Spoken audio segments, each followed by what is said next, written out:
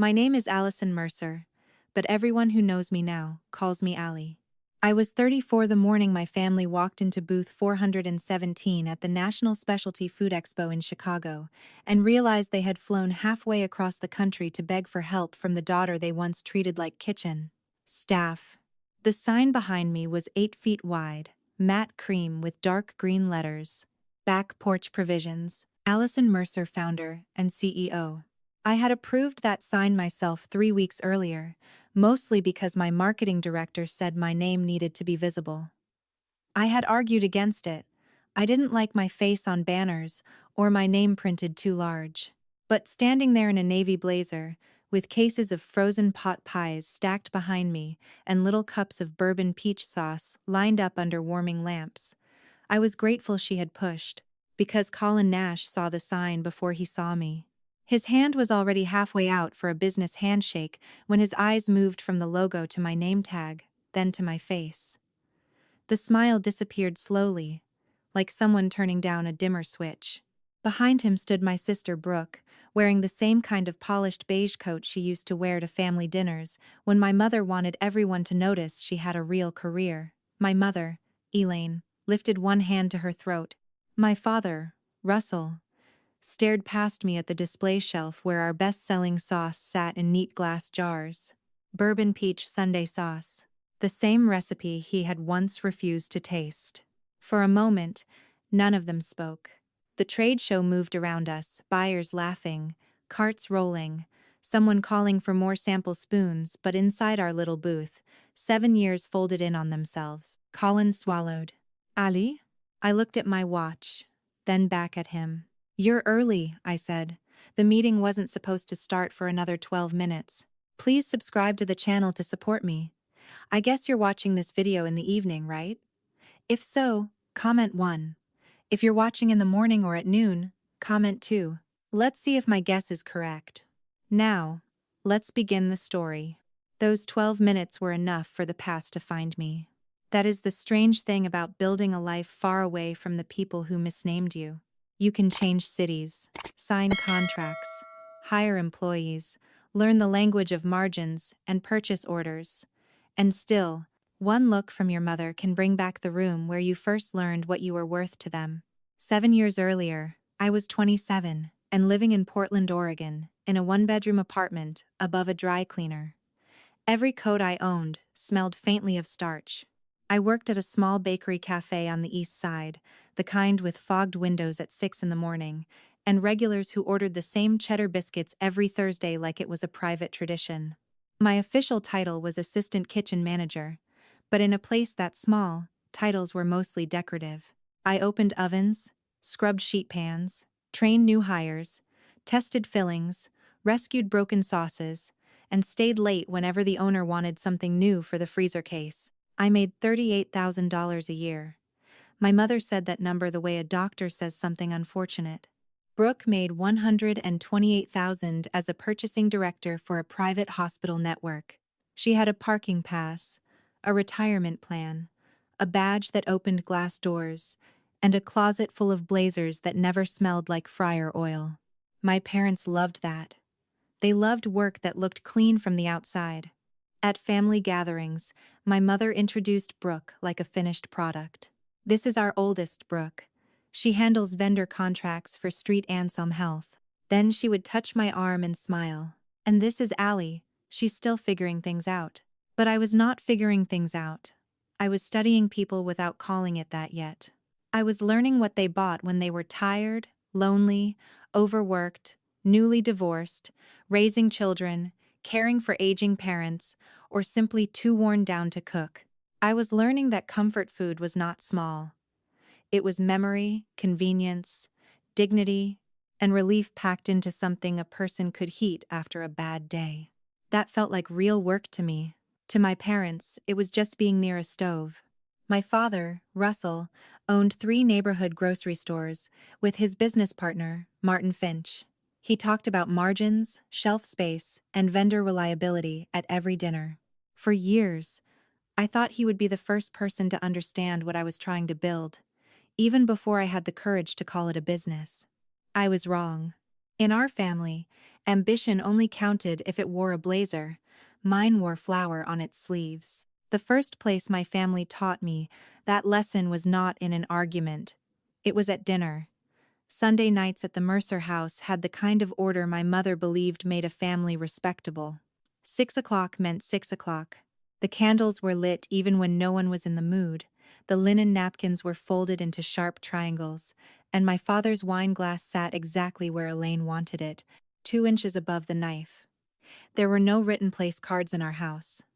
My mother did not need them. Everyone knew where they belonged. Russell sat at the head. Elaine sat to his right. Brooke sat beside her, close enough for my mother to touch her sleeve whenever Brooke said something impressive about vendor pricing or hospital supply chains. Colin used to sit next to me when we first started dating. By the second year, my mother began placing him across from Brooke, just for balance. By the third, he was beside Brooke, laughing at something she said while I carried dishes in from the kitchen. That was how Elaine worked. Nothing loud, nothing obvious enough to accuse. Just a chair moved here, a question redirected there, a serving spoon placed in my hand before I had even sat down. The gray apron hung on a brass hook behind the pantry door. It had belonged to no one, and somehow it always belonged to me. The first time my mother handed it over, she smiled like she was asking for the smallest favor. "Would you mind, honey? You're so much better with this kind of thing." This kind of thing meant checking the rolls, slicing the roast, warming the gravy, wiping sauce from the edge of the serving bowl so it looked nice when Brooke took a photo. If the ice bucket emptied, my name was called. If the pie needed cutting, my chair stayed cold. If my father wanted coffee, I knew where the filters were. One Sunday, I stood in the doorway with that apron folded over my arm and asked, quietly, "Why am I always the one wearing this?" My mother glanced up from Brooke's story about a hospital contract and gave me a patient smile. Because Brooke is exhausted from real work. The room did not go silent. That would have been kinder. My father reached for the salt. Brooke looked down at her plate. Colin took a drink of water. And I tied the apron around my waist. I remember the knot more than anything. Tight, practical, centered. My hands knew what to do, even while something inside me stepped back and watched. Under the yellow kitchen light, cutting into a pie I had baked before arriving, I finally understood I had not been helping with dinner. I had been rehearsing my place. After that night, I stopped pretending the apron itself was the problem. The apron was only the clearest thing, the object I could point to if I ever needed proof. What hurt more was watching Colin learn the room the way everyone else had. At first, he used to follow me into the kitchen, lean against the counter, and whisper that my mother was impossible. Then, slowly, he stayed seated longer. He laughed when Russell made comments about the market. He asked Brooke questions about hospital purchasing. He began to enjoy being included in conversations where no one expected him to feel uncertain or still finding his footing. Colin was not a villain then. That would have been easier. He was frightened. He sold insurance for a company that changed managers every 6 months, and he was bad at it in the way decent people are sometimes bad at jobs that require them to pressure strangers. His commission checks came in uneven pieces. One month he would talk about getting us a better apartment. The next, he would avoid opening his mail until the envelope stacked beside the toaster. I knew his fear. I had sat beside it on our couch, watched it turn his face quiet, and made soup when he said he was too tired to eat. Elaine saw it too, but she did not comfort fear. She redirected it. She started with small things. "Brooke knows someone in medical equipment sales," she said one Sunday while pouring wine. "That field has real growth." Another week, she mentioned a man at Street Anselm who had gone from sales rep to regional director in 4 years. She never said Colin should leave me. She only placed a better life close enough for him to smell it. Russell was less delicate. He would lean back after dinner, thumb resting against his glass, and talk about what a man needed if he wanted to be taken seriously. Stability. A plan. The right partner. He said those words while looking at Colin, but the shape of them always landed on me. Brooke played her part by not playing one. She never flirted in a way I could accuse. She listened, She praised his ideas. She remembered the names of accounts he mentioned once, and asked about them the next week. To a man who felt invisible in his own life, attention could look a lot like rescue. I saw it happening. I want that understood. I was not naive. I just believed that 3 years of love should have earned me one honest conversation before my family started drafting a different future for him. They drafted it on a Sunday in October. I remember the weather because it had rained all afternoon, the kind of steady Portland rain that makes windows look tired. By 6, my mother had the dining room glowing like nothing unpleasant could ever happen there. Roast chicken, apple pie, and a bottle of Pinot, my father said, was too good for an ordinary dinner. Brooke arrived in a camel coat with her hair pinned low at her neck. Colin arrived with me, but when we stepped inside, Elaine took his coat first. A small thing. Almost nothing. Still, I noticed. Dinner started normally. My father talked about one of the stores needing a new refrigeration unit. Brooke mentioned a supply contract at Street Anselm. Colin asked her a question, and she answered carefully, kindly, as if she had been waiting all week to be useful to him. I sat near the kitchen end, close enough to hear everything, and far enough to understand my place. Then Russell set down his fork. That was how my father began serious conversations. Not with anger, with ceremony. Colin, he said, you're at an age where a man has to start thinking beyond the next paycheck. My stomach tightened before I understood why. Colin straightened in his chair. Brooke looked at her napkin. My mother reached for her wineglass and did not drink. Russell continued, calm and heavy. You need stability, direction. Someone beside you who understands what a real future requires. No one looked at me. Elaine leaned in, her voice soft enough to pass for kindness. We've all been talking, sweetheart, not to interfere. Just because we care. You and Brooke make sense in a way that is hard to ignore. You both want something solid. I heard the refrigerator humming in the kitchen. I heard rain ticking against the glass. I heard Colin breathe in, then fail to say my name. My hands were still faintly sticky from the apple pie crust I had rolled before dinner. I looked at them because looking at faces would have made the room too real. Brooke is the kind of woman a man builds a life with, my father said. Then he looked at me for the first time. Allie is still playing with recipes. There it was. Not shouted. Not cruel enough for anyone to apologize for later. Just placed on the table between the chicken and the wine. Clean and final. Colin did not defend me. Brooke did not correct them. My mother touched Brooke's wrist like she was blessing something. The worst part was that nobody asked me to leave. They kept sitting there, eating food I had helped prepare, discussing the future of the man I loved as if I were a chair pushed slightly out of place. That was the night I learned betrayal does not always slam a door. Sometimes it passes the potatoes and calls itself concern. I should have walked away after that dinner. Some wiser version of me would have gone home, changed my locks, blocked every number, and understood that a family willing to discuss your replacement in front of you had already told the truth. But hurt people do strange, hopeful things. They try to make the wound useful. They look for one small door still open and tell themselves it means the whole house is not on fire. Mine was a jar of sauce. 3 days after that Sunday dinner, I stayed late at the bakery and made one final batch of bourbon peach sundae sauce.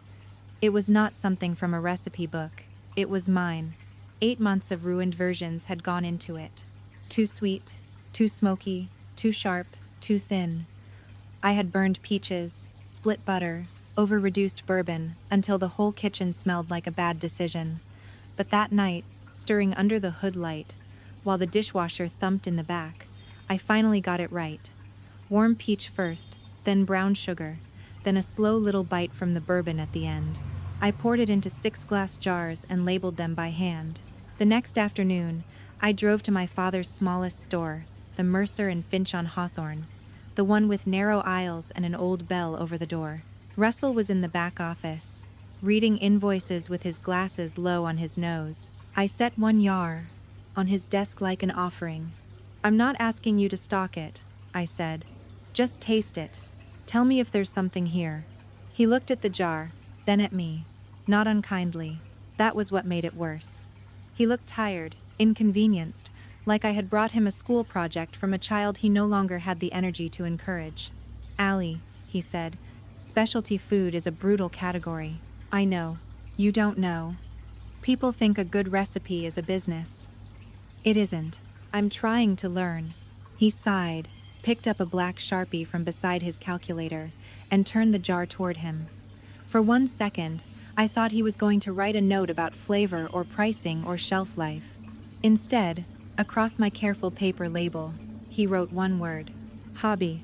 Then he pushed the jar back across the desk. "When you have a real business," he said, "come talk to me."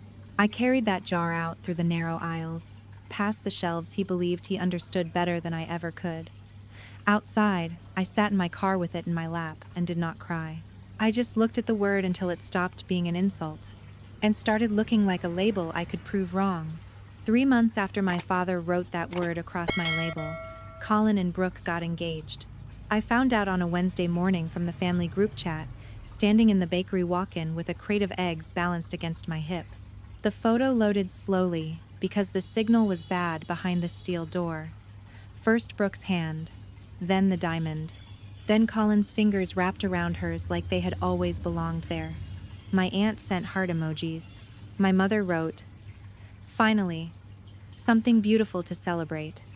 My father replied with a champagne bottle and the words, "Proud of you both." Nobody called me. For a while, I just stood there in the cold, listening to the compressor rattle and feeling the eggs go heavy in my arm.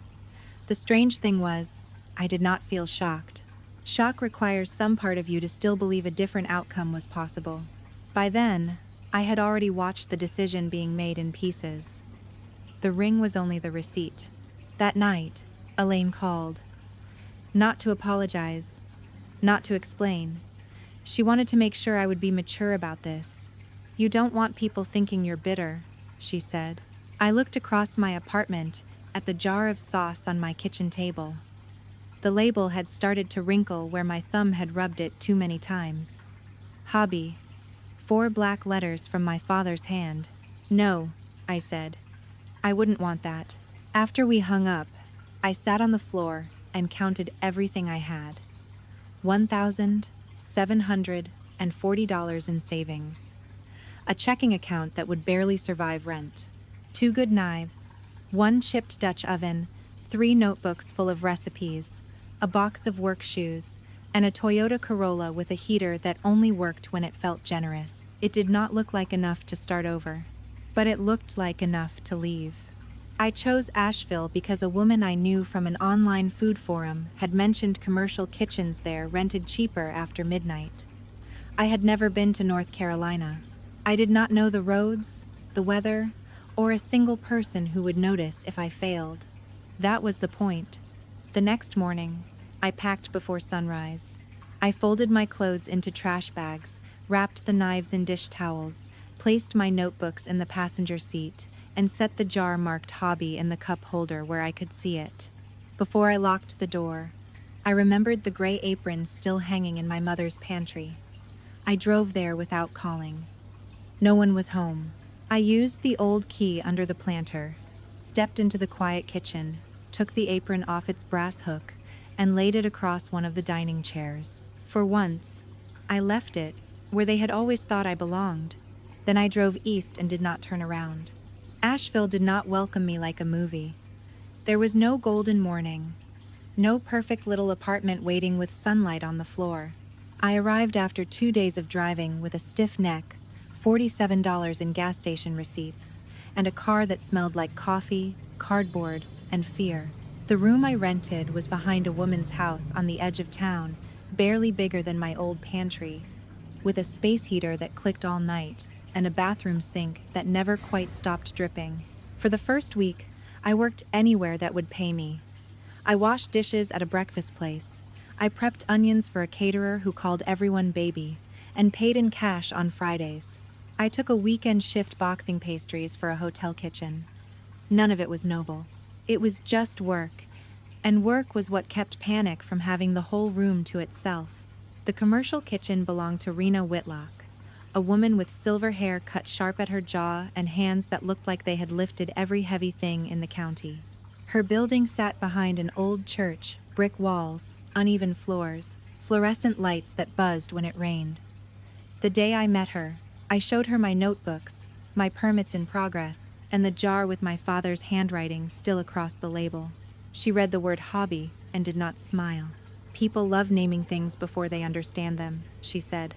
Rena rented me the kitchen from 11 at night to 4 in the morning for $18 an hour because nobody else wanted those hours. I took them like they were gold. At night, while the rest of Asheville slept, I made pot pies, soups, gravy, and sauce in batches too small to impress anyone, but too big for one woman to carry without learning where her real strength was. I ruined plenty. The first chicken pot pies leaked butter through the crust. The tomato soup separated after freezing. 42 containers of gravy went sour because I cooled them wrong. Once, at 3 in the morning, I sat on the loading dock with my apron over my knees and wondered if my mother had been right about people like me coming back. Then Rena opened the back door and handed me coffee in a paper cup. "Food like this doesn't feel fancy," she said. "It feels remembered. Don't quit before people get to remember it." Later, Javier Sloan came through the kitchen to inspect equipment for another client and ended up staying 2 hours, explaining shelf life, labels, cold chain rules, and why a good recipe had to survive transportation before it could become a product. I wrote down every word. That was the beginning. Not success. Not yet. Just a rented kitchen, an old jar, and the first people who looked at my work without asking when I planned to become someone else. The first real order came on a Saturday morning when I was too tired to recognize it as a door opening. I had a folding table at the Asheville Farmers Market, wedged between a woman selling goat milk soap and a retired teacher with jars of blackberry jam. My cooler hummed under the table. My handwritten sign leaned to one side, no matter how many times I fixed it. I had brought 36 chicken pot pies, 24 containers of tomato basil soup, and 18 jars of bourbon peach sundae sauce, because that was all I could afford to make. By noon, my feet hurt, my fingers smelled like onions, and I had sold less than half. Then Celeste Monroe stopped in front of my table. She did not look like the other shoppers. No basket, no wandering, no polite smile, while deciding how quickly she could escape. She wore dark jeans, a black coat, and the focused expression of someone who had trained herself to taste without reacting too soon. She picked up a sample spoon of the sauce, tried it, and looked at the jar for a long second. "Who makes this?" "I do," I said. "Where?" "Rena Whitlock's kitchen. Commercial space. Fully licensed." That was the first time I had answered without apologizing. Celeste tried the pot pie next. She closed her eyes once, not dramatically, just enough for me to notice. Then she said, "Can you produce 3,600 units by the end of next month?" I almost laughed because the honest answer was no.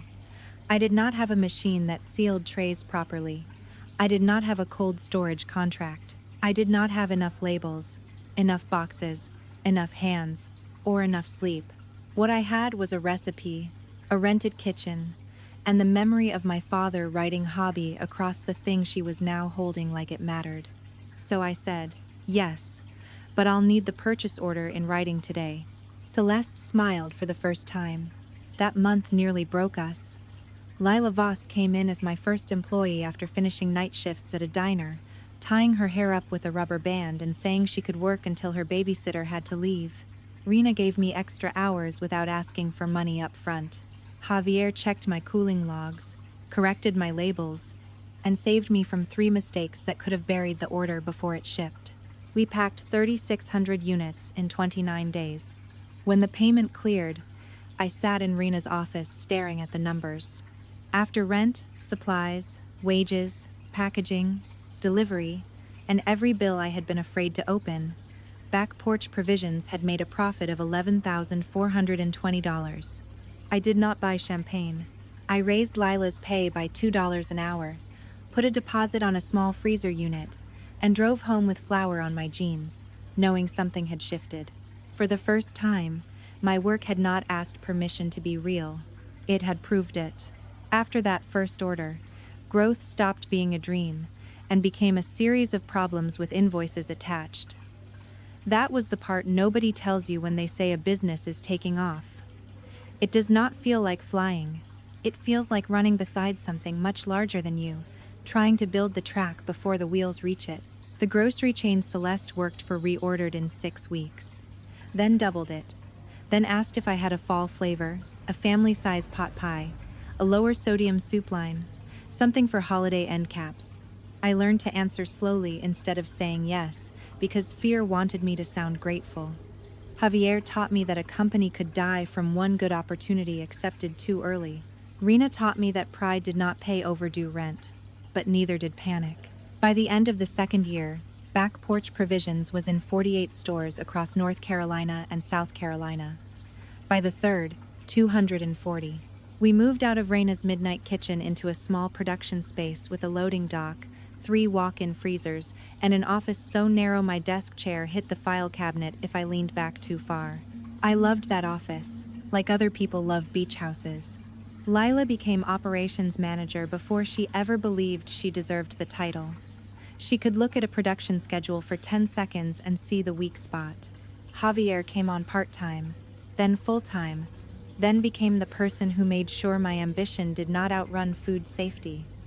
Rena refused a job, but she accepted a consulting fee after I threatened to name a gravy after her and make her explain it at farmers markets. The brand grew because people trusted it, not because it was fancy. We were not selling little luxuries wrapped in gold foil.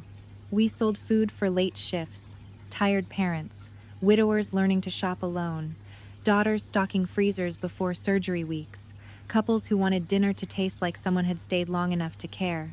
By year 6, we were in more than 1,800 stores. Revenue hit $14.8 million. A trade magazine called us one of the most trusted comfort food brands in the Southeast. My accountant sent me the article with 3 exclamation points. I printed it with shaking hands. Still, the thing I kept on the shelf behind my desk was not the article. It was the first jar of bourbon peach sundae sauce. The label had yellowed. The glue had loosened at one corner. My father's black Sharpie still cut across the paper in one hard word: hobby. I did not keep it there because I hated him. I kept it there because some people need proof that they were wrong. I needed proof that I had survived believing them. I did not know my family was falling apart until their need arrived before their names did. It came through the general business inbox on a Monday morning in March, buried between a packaging quote and a distributor asking if we could do a gluten-free line by summer. The subject line was plain enough: Partnership Proposal Nash Table Group. I had never heard of them. By then, I had trained myself not to be flattered by interest.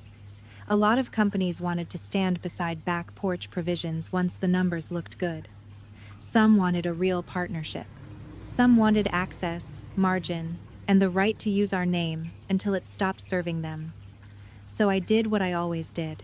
I forwarded the proposal to Hollis Wren, our attorney, and asked for the contracts first. Names could wait. Paperwork told the truth faster. 2 days later, Hollis called me while I was walking the production floor, watching a line of pot pies move under the sealing machine. I could barely hear him over the equipment. "You're going to want to pass," he said. "That bad?" "Not sloppy. Worse. Polished." That word made me stop beside the freezer door. He explained it calmly. Nash Table Group wanted regional distribution rights on 3 of our strongest products. The discount was too deep. Payment terms stretched past 90 days. There was language allowing them to use our brand identity in affiliated retail promotions without separate approval. And buried near the end was a clause that would have made it difficult for us to pull out quickly if they failed to perform. It was the kind of contract that smiled while reaching into your pocket. I told Hollis to prepare a clean rejection. That should have been the end of it. But the proposal had also mentioned a face-to-face meeting at the National Specialty Food Expo in Chicago. We were already exhibiting there, and declining in person was sometimes better than sending a cold email. It kept doors civil. It reminded people we were serious, not arrogant. So, I agreed to 15 minutes. Only later did I learn what had been happening behind that letterhead. Colin had left medical equipment sales and started Nash Table Group, chasing the same food industry my family once dismissed when it belonged to me. Brooke was still at Street. Anselm, still impressive on paper, but their marriage had become the quiet kind of tired that no one admits to at family dinners. My father's stores were worse. Mercer and Finch had lost 2 suppliers, carried too much debt, and had until 5 o'clock Friday to show the bank a credible recovery plan. They needed a strong brand. They needed mine. And somehow, through all those layers of business names, assistant emails, and polished attachments, they had not realized whose door they were knocking on. Neither had I. That was why, 12 minutes before the scheduled meeting, Colin Nash stood in front of me at booth 417 with his hand half raised and his confidence draining out of his face. For a few seconds, the noise of the expo seemed to move far away. My mother recovered first, because Elaine always recovered first. Her mouth softened into the shape she used when she wanted history to rearrange itself. "Allie," she said, almost breathless. "Sweetheart, we had no idea. Look at this. Look at everything you've built." My father still had not looked directly at me. His eyes were fixed on the display shelf behind my shoulder, where rows of bourbon peach sundae sauce caught the overhead lights. "National bestseller," the little placard said. I watched him read it. I watched the moment he recognized the name. Brooke stood beside Colin, older than I remembered in a way that had nothing to do with age. She looked tired, not defeated. Just tired enough that the polish no longer hid the cost. Colin tried to smile. "Allie, I swear I didn't know this was your company." "I believe you," I said. That seemed to hurt him more than doubt would have. He opened his folder anyway. Desperation has a way of making people continue after dignity has left the room. He talked about regional reach, shared history, complementary goals, family businesses supporting each other. Then Russell finally looked at me. "The stores are in trouble," he said quietly. "Mercer and Finch needs a product line people trust. The bank wants a plan by Friday." There it was. Not an apology. A need. I took the contract from Colin's folder and placed my marked copy beside it. Red notes covered the margins. "I read your terms," I said. "The discount structure, the 90-day payments, the brand usage language, the exit clause. We're passing." Colin's face tightened. Elaine stepped forward. "After everything we did for you, you would embarrass us like this?" I looked at her for a long moment. I thought about the apron on the pantry hook, the chair near the kitchen, the ring photo in the group chat, my father's handwriting across a label. "No," I said. "I'm offering more mercy than you offered me." Then I slid a second folder across the counter. "Back Porch Provisions will make a fair market offer on the Mercer and Finch cold storage facility. We'll assume direct payment on approved vendor debt tied to that site. We'll retain the employees who want to stay. But none of you will manage it, represent it, or use my company as collateral for another bad decision." My mother stared at the folder like it had insulted her. Russell opened it with both hands. I did not feel triumphant. That surprised me. I felt steady, clean, almost. Like a kitchen after the last tray has been washed, and the floor finally dries. Behind me, Lila was handing samples to buyers. Javier was checking the freezer temperature. Rena stood near the aisle, watching me with wet eyes and pretending not to. I picked up 1 jar of bourbon peach sundae sauce and turned it so my father could see the label. "This was never a hobby," I said. Then I set it back on the shelf, exactly where it belonged. What Allie's story teaches us is that sometimes the people closest to us can be the first ones to misname our value.